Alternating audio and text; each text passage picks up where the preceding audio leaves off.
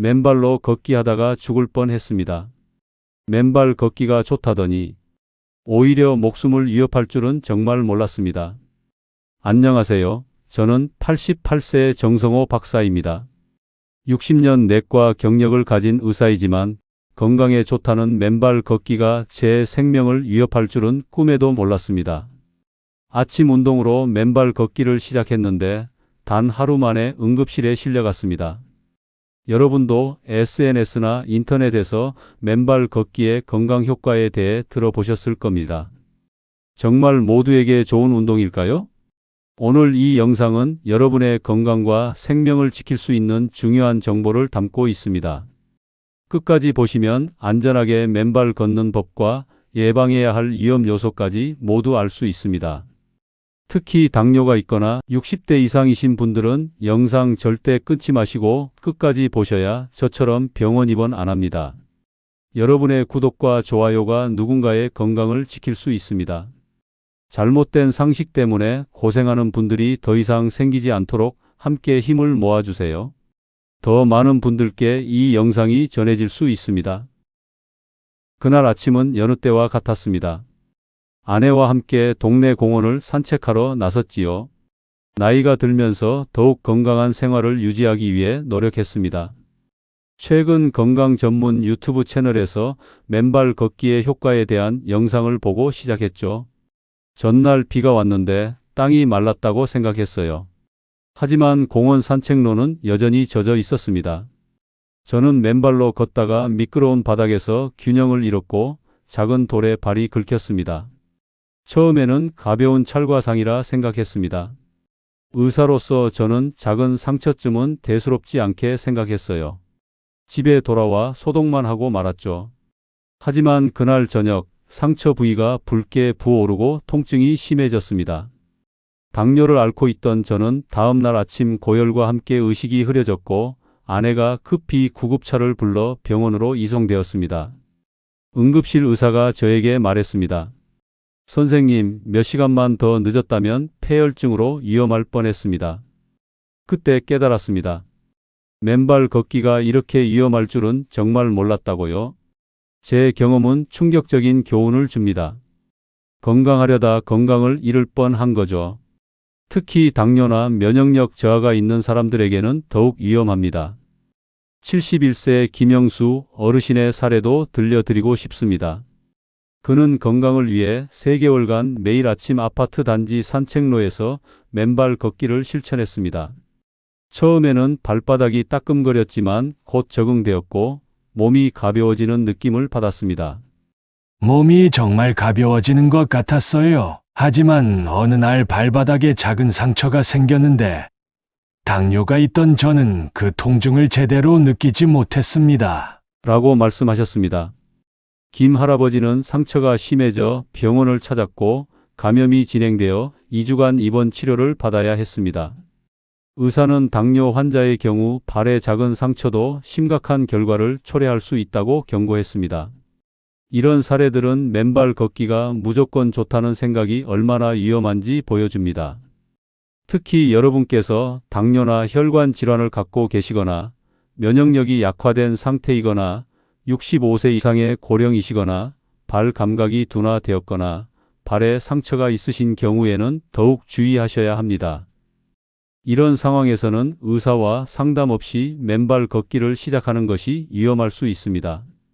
건강을 위한 좋은 의도가 오히려 건강을 해치는 결과를 가져올 수 있기 때문입니다. 제 사례가 특별한 경우일까요? 아니면 많은 사람들이 모르는 위험이 숨어 있는 걸까요? 다음 챕터에서는 맨발 걷기가 왜 위험할 수 있는지 그 과학적 원인과 위험 요소에 대해 자세히 알아보겠습니다. 여러분의 발 건강을 지키기 위한 중요한 정보가 있으니 절대 놓치지 마세요. 맨발 걷기가 위험할 수 있는 이유는 크게 3가지입니다. 이 위험 요소들은 특히 노년층과 특정 질환을 가진 분들에게 치명적일 수 있습니다. 첫째, 피부 장벽이 약해집니다. 특히 당뇨 환자, 고령층, 면역력이 저하된 사람들의 발 피부는 매우 약합니다. 작은 상처도 쉽게 감염될 수 있어요. 의사로서 제가 설명해 드리자면 발 피부는 나이가 들수록 얇아지고 재생 능력이 떨어집니다. 20대 때는 금방 아물던 상처가 70대에는 몇 주가 걸리기도 합니다. 젊었을 때와 같은 회복력을 기대하면 안 됩니다. 75세 이상 노인의 경우 발 피부 두께가 20대의 절반 수준으로 감소합니다. 이런 상태에서 맨발 걷기는 피부에 큰 부담을 줄 수 있습니다. 둘째, 혈액순환이 느려집니다. 나이가 들수록 말초 혈액순환은 저하됩니다. 상처가 생겨도 치유 속도가 매우 느려지죠. 저는 당뇨가 있었기 때문에 혈액순환이 좋지 않았습니다. 작은 상처였지만 염증이 빠르게 퍼졌어요. 당뇨 환자의 경우 혈관 손상으로 인해 발의 혈액순환이 정상인의 40에서 60% 수준으로 감소합니다. 이로 인해 상처 치유가 지연되고 감염 위험이 크게 증가합니다. 셋째, 신경 손상으로 통증을 느끼지 못합니다. 당뇨 환자나 고령자는 발의 감각이 둔해져 있을 수 있습니다. 상처가 생겨도 심각성을 인지하지 못하는 경우가 많습니다. 가장 무서운 것은 통증을 느끼지 못하는 것입니다. 제 발에 상처가 있었지만 심각성을 몰랐어요. 저는 의사였음에도 내 몸에 이런 일이 일어날 줄은 몰랐습니다. 당뇨성 신경병증이 있는 환자의 약 70%는 발의 감각이 둔화되어 있습니다. 이런 상태에서는 작은 상처나 감염도 초기에 발견하기 어렵습니다. 더 위험한 점은 이러한 위험 요소들이 서로 연결되어 있다는 것입니다.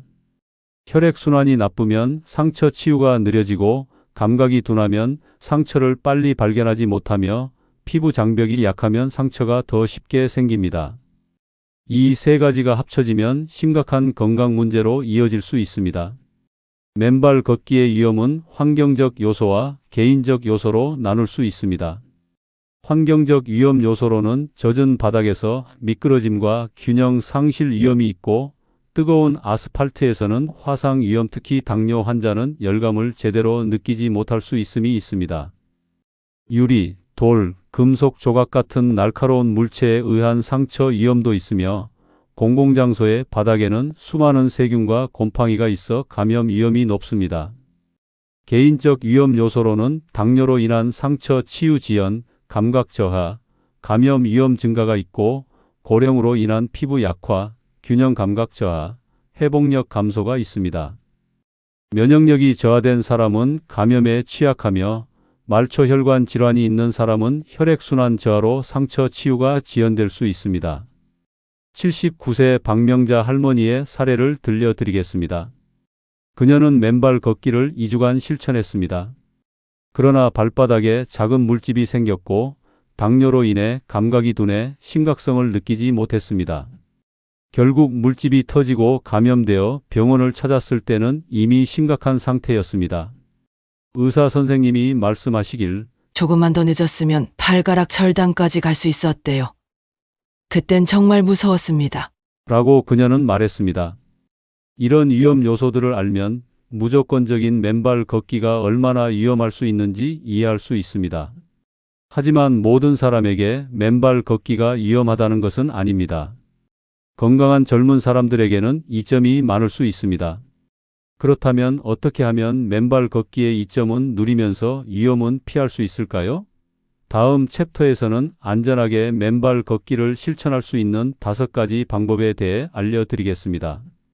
여러분의 발 건강과 전체 건강을 지키는 비결을 놓치지 마세요. 맨발 걷기의 위험성을 알았다고 완전히 포기할 필요는 없습니다. 안전하게 실천할 수 있는 방법이 있습니다. 제가 의사로서 경험한 것과 다른 전문가들의 의견을 바탕으로 5가지 안전 수칙을 자세히 알려드리겠습니다. 첫 번째 방법은 실내에서 안전하게 시작하는 것입니다. 처음부터 야외에서 맨발 걷기를 시작하는 것은 위험합니다. 집안의 깨끗한 마루나 요가 매트에서 시작하세요.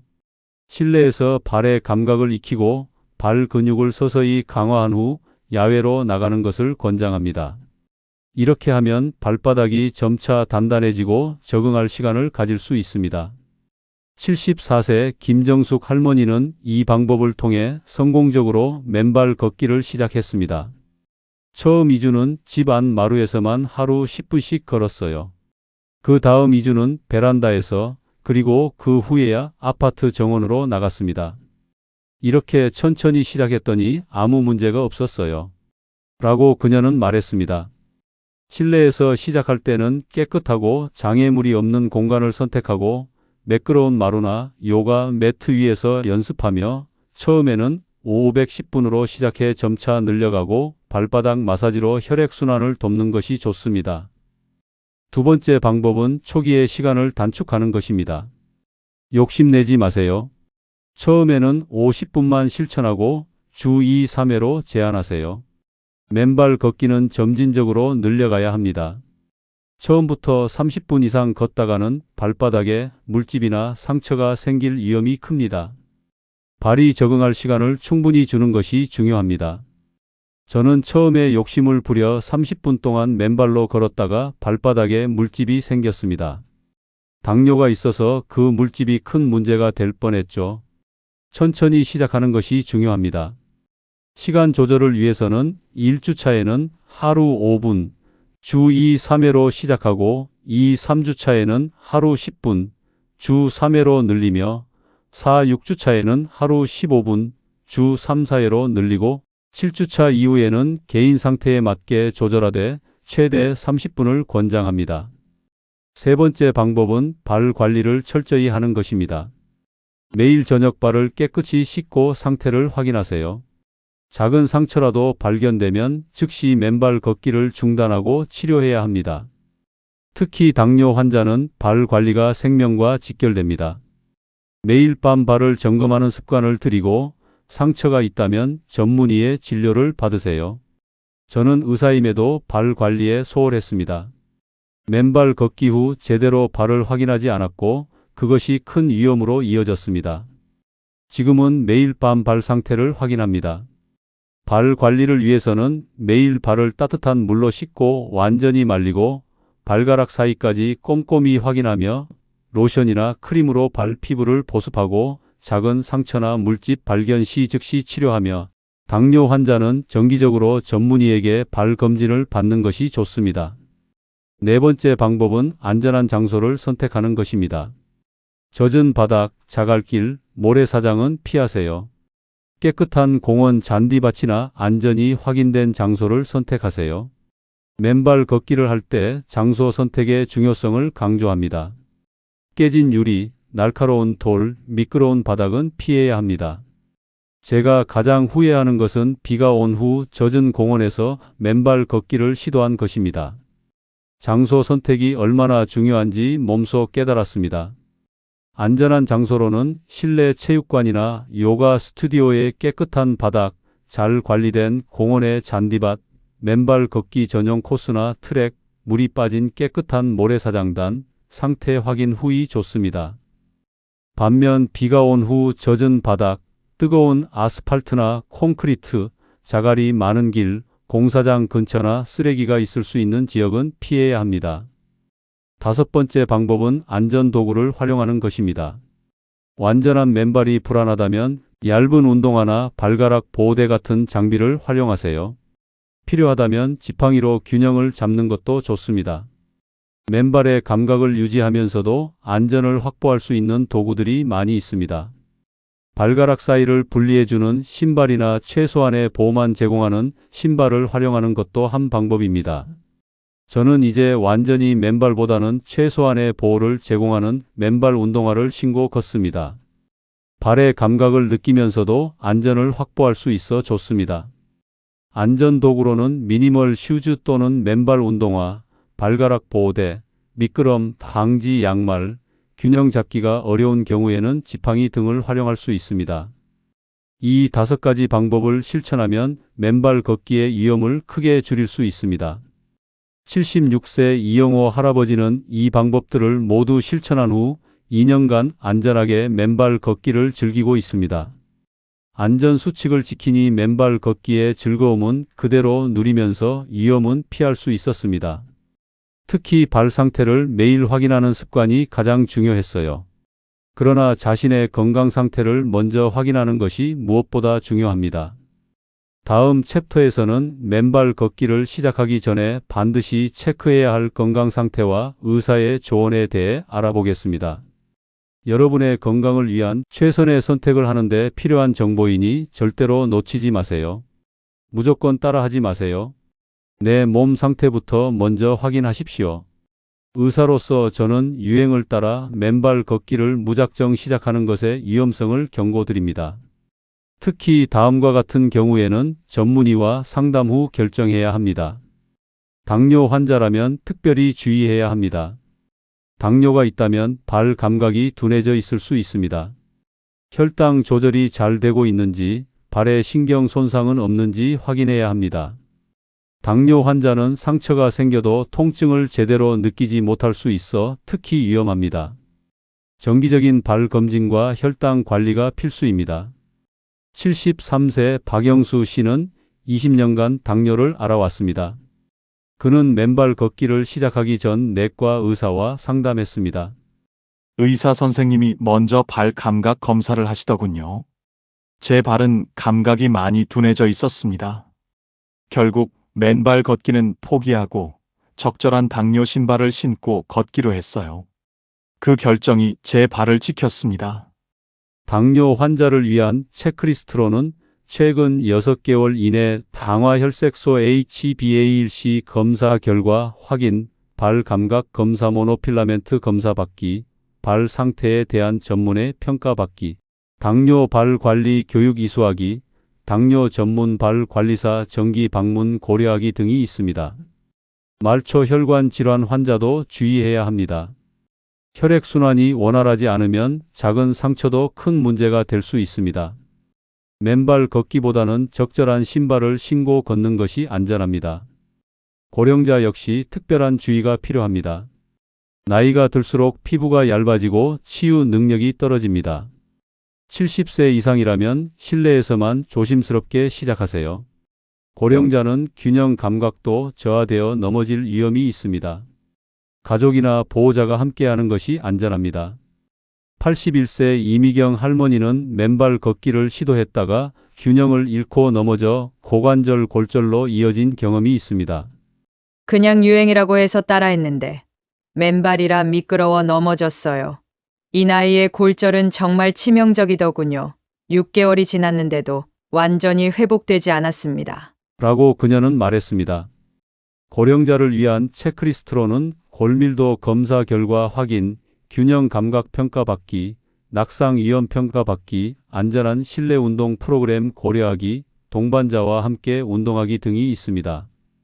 의사로서 제 마지막 조언은 다음과 같습니다. 맨발 걷기는 많은 이점이 있지만 모든 사람에게 적합한 것은 아닙니다. 자신의 건강 상태를 정확히 알고 의사와 상담한 후 맞춤형 계획을 세우세요. 무엇보다 지킬 수 있는 안전수칙을 꼭 실천하시기 바랍니다. 본인의 건강 상태를 모른 채 무작정 시작하는 것이 가장 위험합니다. 의사와의 상담은 5분이면 충분하지만 그 5분이 여러분의 건강을 지킬 수 있습니다. 맨발 걷기를 시작하기 전에 반드시 의사와 상담해야 하는 경우는 당뇨병이 있는 경우, 65세 이상인 경우, 발에 변형이나 문제가 있는 경우, 면역력이 저하된 경우, 말초 혈관 질환이 있는 경우, 최근 발 수술을 받은 경우, 피부 질환이 있는 경우 등입니다. 그러니 무작정 따라하지 마시고 정확한 자기진단과 함께 알맞는 방법으로 하시기 바랍니다. 다음 장에서는 안전하게 맨발 걷기 단계별 방법을 알려드리니 영상 끄지 마시고 끝까지 보시기 바랍니다. 안전하게 맨발 걷기를 시작하고 싶다면 다음 단계별 가이드를 따라해 보세요. 제 경험과 다른 전문가들의 조언을 바탕으로 한 안전하고 효과적인 접근법입니다. 1주차는 준비 단계입니다. 첫 주는 몸과 마음의 준비 기간입니다. 무작정 시작하지 말고 다음 절차를 따르세요. 의사와 상담하여 건강 상태가 맨발 걷기에 적합한지 확인하고 깨끗한 마루나 요가 매트 위에서 하루 5분씩 주 3회 연습하며 매일 밤 발을 씻고 상태를 확인하는 습관을 들이고 발 근육과 혈액순환을 돕기 위해 간단한 마사지를 합니다. 제 환자 중 77세 임광수 할아버지는 첫 주에는 거실 마루에서만 5분씩 걸었습니다. 처음에는 발바닥이 간지럽고 불편했지만 곧 적응되었다고 합니다. 그는 이렇게 시작했고 지금은 건강한 발로 맨발 걷기를 즐기고 있습니다. 이 3주차는 적응 단계입니다. 이제 몸이 조금 적응했다면 다음 단계로 나아갑니다. 10분으로 시간을 늘리되 여전히 안전한 실내에서만 실천하고 요가 매트, 마루, 카펫 등 다양한 표면에서 걸어보며 발 근육을 강화하는 간단한 스트레칭을 추가하고 매일 발 상태의 변화를 기록하여 문제를 조기에 발견합니다. 68세 박영자 할머니는 이렇게 말했습니다. 다양한 표면을 경험하는 것이 중요해요. 처음에는 부드러운 카펫에서, 그 다음에는 매끄러운 마루에서, 그리고 약간 거친 매트에서 연습했습니다. 이렇게 하니 발이 점차 강해졌어요. 그녀는 지금 일주일에 3번 공원에서 안전하게 맨발 걷기를 즐기고 있습니다. 4에서 6주차는 확장 단계입니다. 이제 몸이 충분히 적응했다면 조심스럽게 실외로 나갈 수 있습니다. 깨끗하고 부드러운 잔디밭을 선택하고 처음에는 실외에서 5분만 걷고 점차 늘려가며 안전을 위해 누군가와 함께 걷고 발 근육을 더욱 강화하는 운동을 추가하고 4주 후 의사를 다시 찾아 발 상태를 확인받습니다. 71세 김정웅 할아버지는 이런 경험을 했습니다. 처음 실외에서 맨발로 걸을 때는 정말 조심했어요. 깨끗한 공원 잔디밭에서 딸과 함께 걸었습니다. 처음에는 5분만 하고 신발을 다시 신었지요. 그는 이런 단계적 접근으로 안전하게 맨발 걷기를 시작했습니다. 7주차 이후는 유지 단계입니다. 이제 맨발 걷기에 충분히 적응했다면 지속적인 관리와 주의가 필요합니다. 무리하지 않는 범위에서 걷는 시간을 조절하고 더운 여름이나 추운 겨울, 비 오는 날에는 실내에서 실천하며 3개월마다 발 상태를 전문의에게 확인받고 걷기, 수영, 요가 등 다른 운동과 균형 있게 병행합니다. 83세 장미자 할머니는 이런 방법을 택했습니다. 1년 내내 맨발 걷기를 하고 싶었지만 여름에는 아스팔트가 너무 뜨겁고 겨울에는 너무 춥더군요. 그래서 계절에 따라 실내와 실외를 번갈아가며 실천하고 있습니다. 그녀는 계절에 맞게 맨발 걷기를 조절하며 4년째 안전하게 실천하고 있습니다. 두 번째는 75세 이명숙 시당뇨 환자의 사례입니다. 당뇨가 있어서 맨발 걷기는 위험하다고 생각했어요. 하지만 담당 의사와 상담 후 안전하게 시작하는 방법을 배웠습니다. 맨발 운동화를 신고 부드러운 표면에서만 걸었죠. 놀랍게도 6개월 후 혈당 조절이 더 쉬워졌고 발 감각도 일부 회복되었습니다. 이 씨는 매일 밤 발을 철저히 관리하고 3개월마다 의사를 찾아 발 검진을 받습니다. 이러한 꾸준한 관리가 그녀를 안전하게 지켜주고 있습니다. 맨발 걷기의 이점을 안전하게 누리기 위한 최종 조언으로 저는 이렇게 말씀드립니다. 맨발 걷기는 훌륭한 운동이지만 모든 사람에게 적합하지는 않습니다. 본인의 건강 상태를 정확히 알고 단계적으로 접근하며 일관된 발 관리 습관을 들이는 것이 중요합니다. 특히 당뇨나 혈관 질환이 있는 분들은 더욱 주의해야 합니다.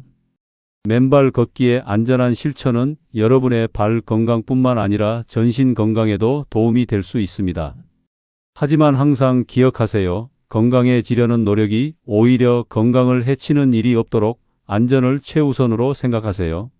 오늘 저는 맨발 걷기에 숨겨진 위험성과 안전하게 실천하는 방법에 대해 알려드렸습니다. 제 실제 경험과 여러 전문가들의 조언이 여러분에게 중요한 교훈이 되었기를 바랍니다. 88세 나이에 의사로서 한 가지 깨달은 것이 있습니다. 건강은 지식만으로 지켜지지 않습니다. 실천과 주의가 동반되어야 합니다. 여러분의 발은 평생 함께할 소중한 동반자입니다. 맨발 걷기의 이점을 안전하게 누리기 위해 오늘 배운 수칙들을 꼭 기억하세요. 여러분, 내 발이 건강해야 걸을 수 있습니다. 가볍게 생각했던 맨발 걷기가 내 인생을 무겁게 만들 수도 있습니다. 마지막으로 이렇게 당부드립니다. 건강한 발은 건강한 인생의 기초입니다. 여러분의 소중한 발이 여러분을 평생 잘 지탱할 수 있도록 오늘부터 발에 더 많은 관심을 기울여 주세요. 이 영상이 도움이 되셨다면 좋아요와 구독 버튼 눌러주세요. 여러분의 건강한 미래를 응원합니다. 좋아요와 구독은 여러분의 건강을 지키는 첫걸음입니다. 직접 경험해 보신 분들의 이야기도 댓글로 함께 나눠주세요. 여러분의 건강을 항상 응원합니다. 감사합니다.